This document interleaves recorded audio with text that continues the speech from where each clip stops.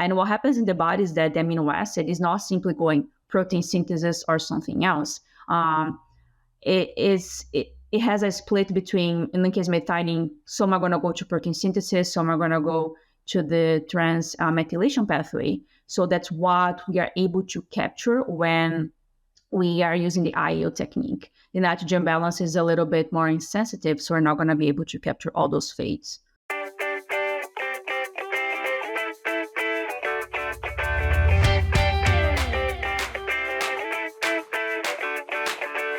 Hi, I want to welcome you to the Pet Food Science Podcast. This is our first episode, and I have with me our other host, Dr. Julia Pezzali. She is an assistant professor at Iowa State University, and her research and teaching is focused on pet nutrition and pet processing. I'm hoping that you would tell me about your career. You had talked a little bit about your background and how you got interested as a young student there in Brazil, in K-State, and then going to your PhD program, and then the exciting things that you see happening at Iowa State. I was hoping you could say a little bit about what. Let's talk anyway. For me, this amino acid requirements in pets very interesting. Lots of unknowns. It's sort of surprising the differences that are out there. And I've looked through those papers, but I wonder if you might talk a little bit about your conclusions. So you're looking at methionine, a very important amino acid in the lives of pets and long history of much research. But how does your indicator method look in comparison to other methods? And what do you think about that? Yeah, sure. I love amino acid requirements as well, and methionine in particular as an amino acid, because it does so many things beyond protein synthesis. And the IAAO technique, or the indicator amino acid oxidation, is much more sensitive than nitrogen balance when you look at adults or mature animals, because those animals that are adults or matures, they are in nitrogen balance. So they're not depositing protein, not losing protein. So it's really hard to see a difference in there when you're changing very little amino acid intake. And what happens as well, we need to feed those diets for a longer time, and the metabolism is going to adapt to the nitrogen intake. So you're not going to have a more accommodation of the metabolism, and not going to see a true response. So usually what we see in humans and even in dogs, and what we saw in cats as well, is when we apply the IAAO technique, which is much more sensitive, and we can see the animals only need to eat the diet for 2 days. So it's very sensitive to see those changes. We have a much higher requirement of those amino acids.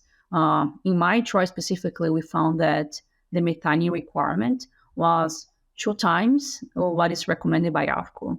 So it was much higher than the current recommendations for adult cats. And you may be wondering, so why we don't see any deficiencies in methionine?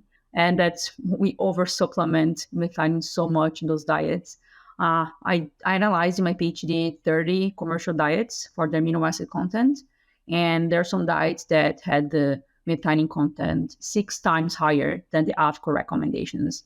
So just give us some numbers. You have these in the top of your mind. So what is the AAFCO recommendation? And methionine, as many people know, and we should talk a little bit, you can feed too much methionine, which is clear of all nutritional. There's always this balance between not enough, truly deficient, this sort of optimum area, and then too much to truly excess.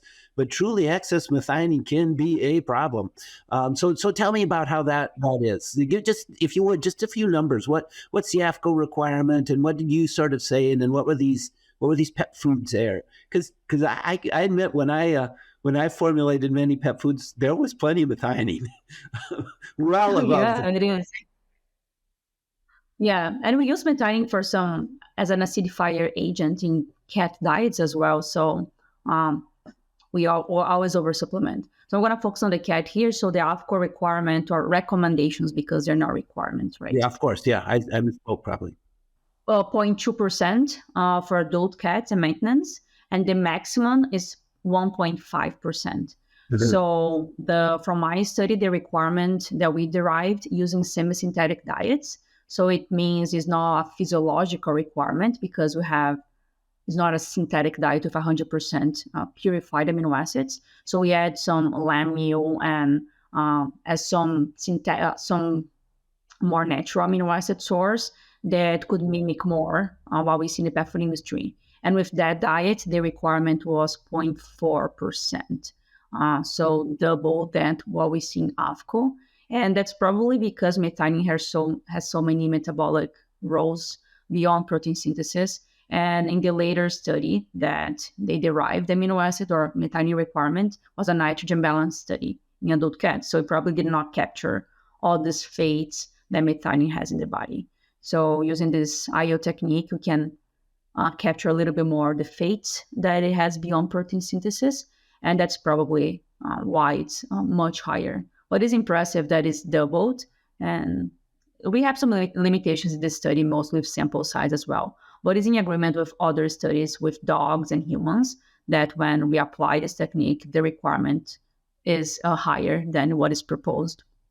So do you think it captures more, like you get a higher requirement in a response variable if you say what's a maximum immune response versus what's maximum for what I've always used is sort of like nitrogen retention. If I feed a pet that's going for 6 months and it's accreting nitrogen, I think I've got enough protein, but that still may be less than the amino acid requirement for maximum immune response. So do you feel like your technique perhaps better captures that whole body requirement, if you will? Or what do you think? Yeah, of course. So requirement is also very tricky because you can choose the biological response you want to measure. So you can choose the requirement for protein synthesis when you do nitrogen balance, or requirement for immune response, or requirement for, you can pick your variable to determine the requirement for that specific one. For IAAO, what we measure is the oxidation of our indicator. So it means when the amino acid is limiting, which is methionine, they all are going to be oxidized, not going to go to protein synthesis. And this oxidation is going to decrease until we meet the requirement with no further changes. And what happens in the body is that the amino acid is not simply going protein synthesis or something else. It has a split between, in the case of methionine, some are going to go to protein synthesis, some are going to go to the trans methylation pathway. So that's what we are able to capture when we are using the IAAO technique. The nitrogen balance is a little bit more insensitive, so we're not going to be able to capture all those fates. But also for methionine, it's tricky because methionine is a major methyl donor, so it's going to change DNA expression and everything. So I think it would be beneficial to do a longer trial as well with this methionine, different methionine concentrations, to see the longer term impact of these changes in DNA and everything else. Yeah, it's interesting, isn't it? I think a fascinating opportunity for not just methionine, but for many amino acids. Is your technique likely to be extended easily to, say, we want to know lysine, tryptophan, threonine? You know, the ones we all sort of think about, like these are amino acids where you're probably paying a cost to deliver them to a pet. Would it all of those as well? Yeah, of course, we can apply this technique for any limiting or essential amino acid that we want to, or indispensable amino acid that we want to look at. We just make sure to formulate the diet having that one as the limiting amino acid. And then we just feed graded levels of that amino acid.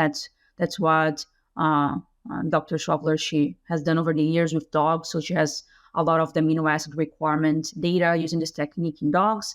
And I think she's going to continue to investigate with cats as well, and apply with other amino acids.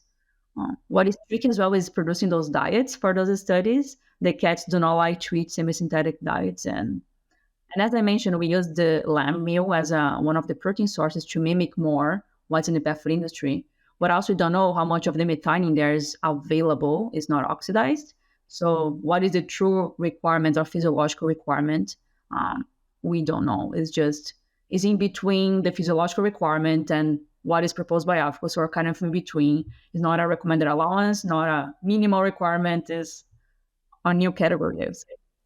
I was on that committee that made those recommendations, And we sort of took the NRC, and the reality is yeah, as you'll notice, we put a higher protein requirement, or Uh-huh. optimum or whatever recommended than the NRC, but the amino acids not so much. So I think in retrospect we could have perhaps come in and done a graded up, because it's semi purified, going to the more normal diets. But we sort of covered it, like you said, with this protein requirement. It gets very, very hard to meet that protein requirement with normal pet food ingredients and be low in methionine in that NRC level low. Now, optimum, that's a different question, and that's the one you were talking Yeah, about. Optimum for what might be exactly. we aren't going to set, I don't think, recommendations associated with our view of optimum, but frequently our view of optimum is over minimum, right? So Exactly. Yeah. there you go. And we still have a lot of work to do on the impact of processing on amino acid uh, Yeah. availability, and it's very tricky as well. It's not easy as people think it is, and for sure the recommendations we need to try to address protein quality as well. The ratio of amino acids that we do, people do so well in swine, but it's so tricky to do with dogs and cats because there are different processing techniques. So you kind of have to account for everything. But I think in the future we're going to be looking more into not only meeting those requirements, but the ideal ratio of amino acids to support health as well. Yes, the people have done so much in monogastric nutrition where those amino acids push the minimums, and they're sliding right up to them. Where in the pet nutrition, we often have a great capacity to put a little more money into the nutritional product, and therefore try and move towards that optimum rather than the minimum. And processing's got to be a part of that. So I Yeah. sure agree. I wonder if we could look back, if I could look back a little bit on the career I've had and just talk about things that's changed. Yeah, of course. One of the things that's just so fascinating to me is like this window that you have opened up and that you've looked through to evaluate this very basic question of pet nutrition. How much amino acid should we give? As we know, amino acids make up proteins, and proteins are what we sort of all follow in the marketplace. But the real pet's need is for that amino acid. And it's just an example of, I sort of look at biological life as this beautiful mansion, and yet there's so many windows that are closed. You walk up to them, you can't see them, but like this technique you observe, suddenly that window's open and you can say, look inside, look at what we see. This is new, this is interesting. And in my space, I like to use Watson and Crick's DNA analysis as an anchor. I was a lot closer to their foundation work when I was first thinking about biological life, and so much has happened since then, and much of it is based on the new information we could get. Suddenly, we can do amino acids in ways we had so much trouble doing before.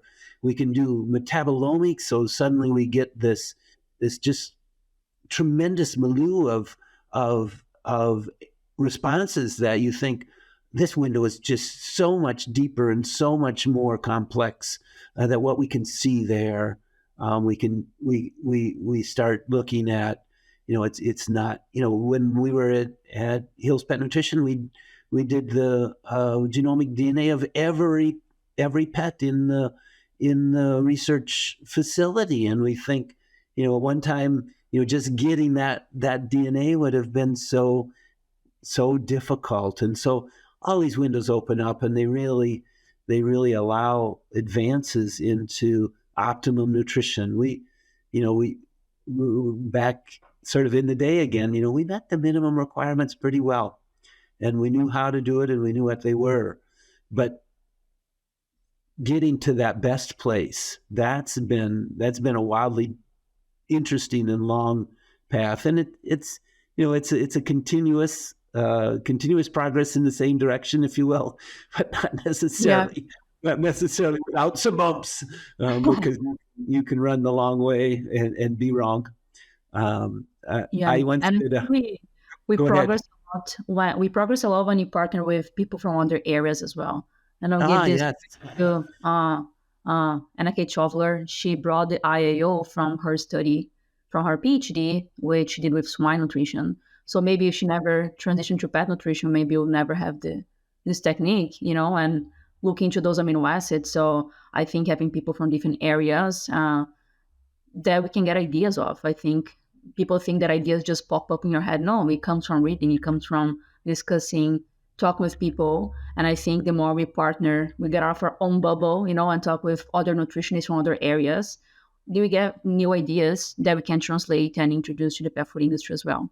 So I think this technique is great. That thank God she moved to the pet food industry, I guess, and brought this technique to us. And I hope we can keep using it. And I hope we get also more support from the industry to use this technique. It's expensive, it's not cheap, it's not easy to do, but I think with support from the industry and more funding from the industry, we're gonna be able to get more precise recommendations for the future. Yeah.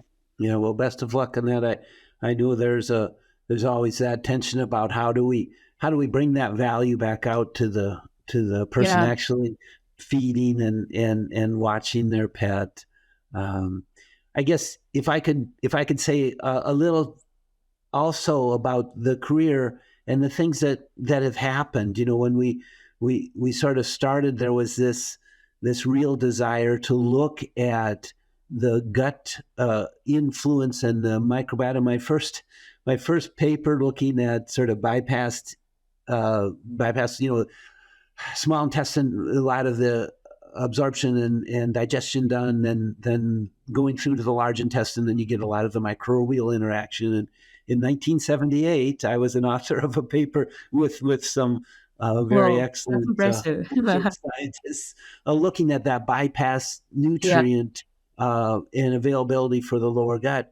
And we had no idea what was going on as far as the microbial changes that were happening. We could see the physiological changes, and now we can go in and measure. What are those microbes? What are they producing, and how does their sort of microbial community change? It's a fantastic difference in the biological understanding of life.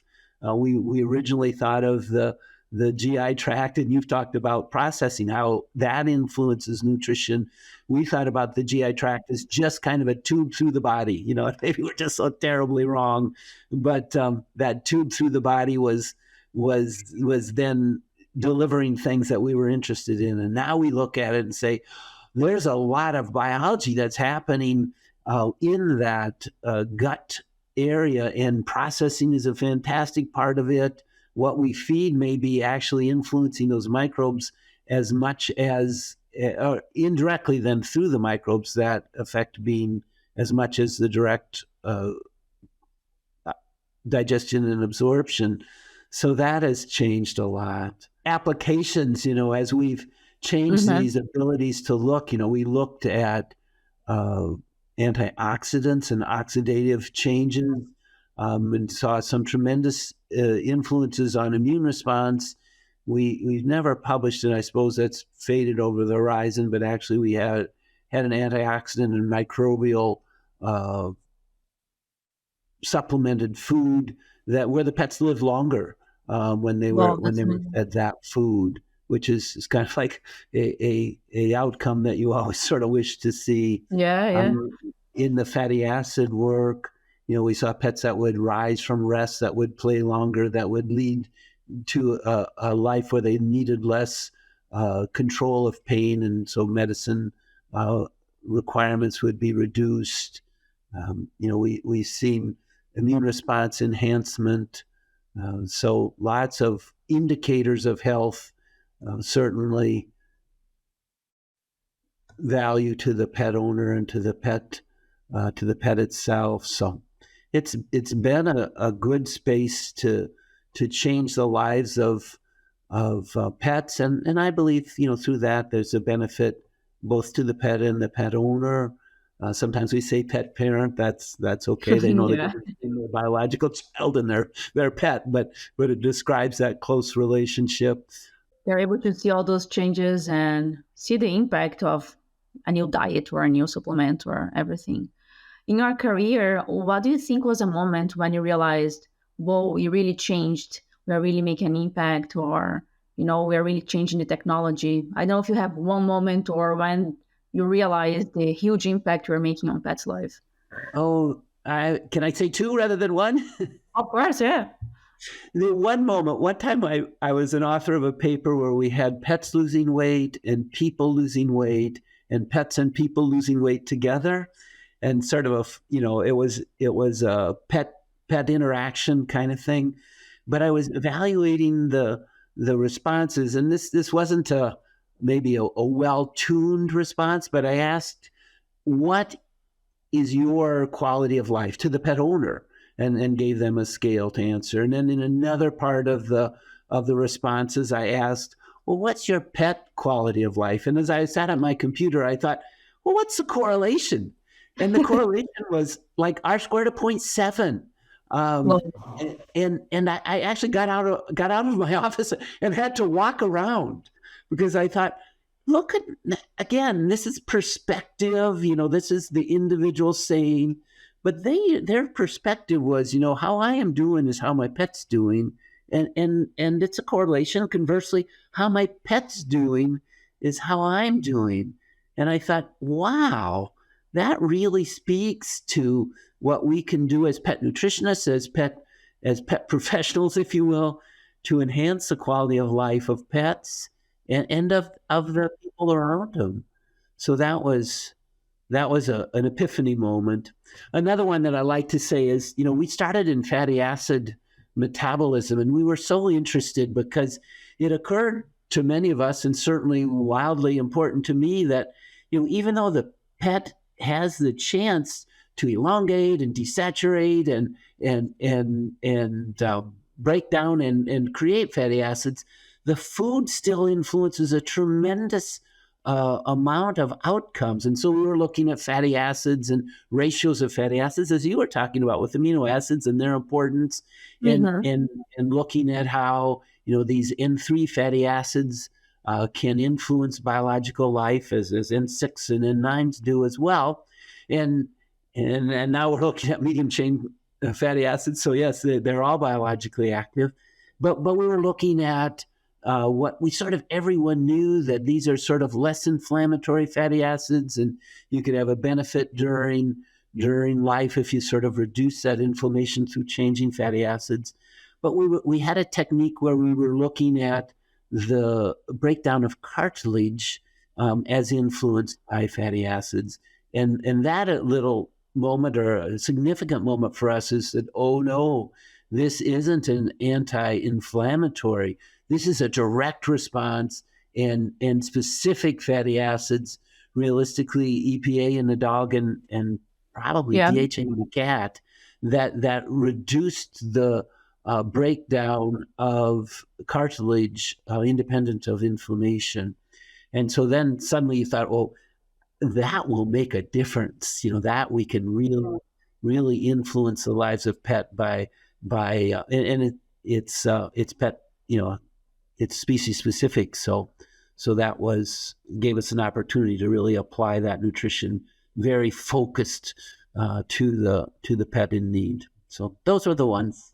No, those are great stories. And I think as scientists, when we get the feeling that we are changing, we are making impact, is what keeps us going and what's very motivating. And at least for Yes, me, our focus can be a little too tight sometimes, perhaps, and yeah. things fall away to the side. But that's part of being a research scientist, and my wife has something to say about that, I think. Um, I wonder if we could just look. Won't it be fun? If we could just say we get to have these conversations. I hope we have ours together again as we get to talk about research maybe you're going on, maybe a deeper dive in some other things. We didn't talk about taurine, which we could. Um, Yeah. and I think that's, there's a number of fantastic opportunities between two of us, but we get the chance to talk to experts in the field and ask them these questions, right? Ask them about the nutrition that fires them up, that keeps them motivated, and where they see differences in the lives of pets. So I think this is going to be fun.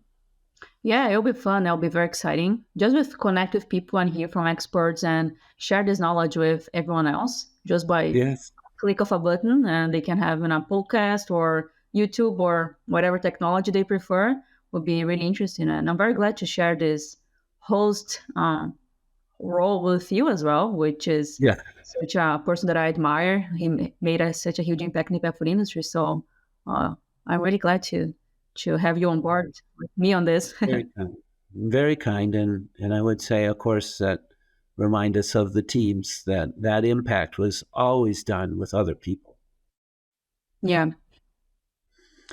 So, shall we call it a day for this? And thank you. And I look forward to talking with you soon. Yeah, sure. Okay. And thank you everyone for listening. And I hope you join us in the next episodes for the Pet Food Science podcast. And see you soon in the next episode. Yes. See you, Dennis. Bye for now.